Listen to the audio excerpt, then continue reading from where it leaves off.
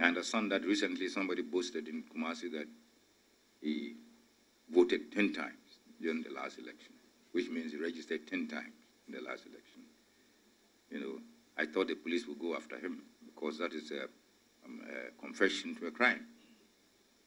You know, and I understand that 2 days ago, some people in crossing over to another party are making some wild claims. The police should go for them because they are confessing to, yes, to a crime.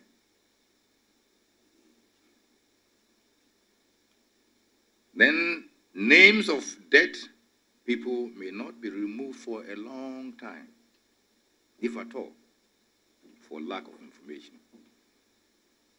See, the legal requirements for removing a name from the register.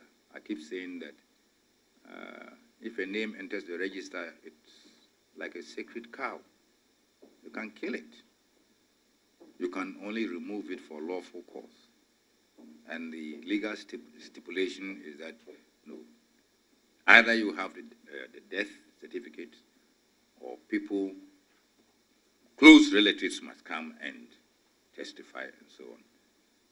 There is no incentive. Somebody dies in the bush. There's no incentive for the people to travel to, the Electoral Commission office to go and report.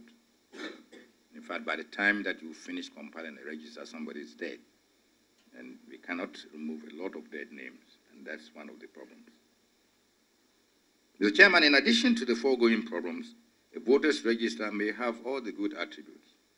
But if there is no secure way of identifying the persons on the register, the door is widely open for impersonation.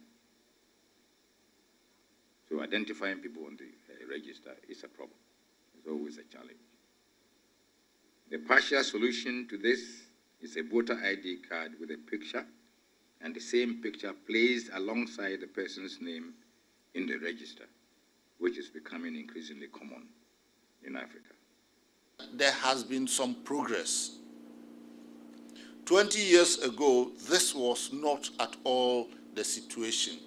Now, the countries in Africa which don't have, for instance, private or independent broadcasting are dwindling by the day. There is only a handful out of the 54 or so members of the African Union that don't have independent or private broadcasting. Newspapers abound everywhere. And it appears to me that, if I'm not mistaken, the only countries where, for instance, there is no real private media of any sort are likely to be, say, Eritrea and Libya, for instance. So even where there is no private broadcasting, independent broadcasting, there is some semblance of the private press.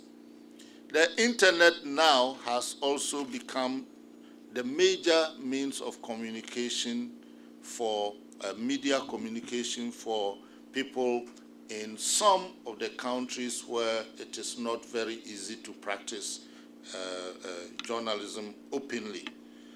All the same, we still have to grapple with a lot of issues in the subject matter that we are talking about. For instance, even where there is pluralism in terms of quantities of media that exist, such as so many newspapers, so many radio stations, so many television stations, and so on, we still have to ask a number of questions. What is the content of pluralism? Is it truly pluralistic, or is it just sheer numbers? But sheer numbers alone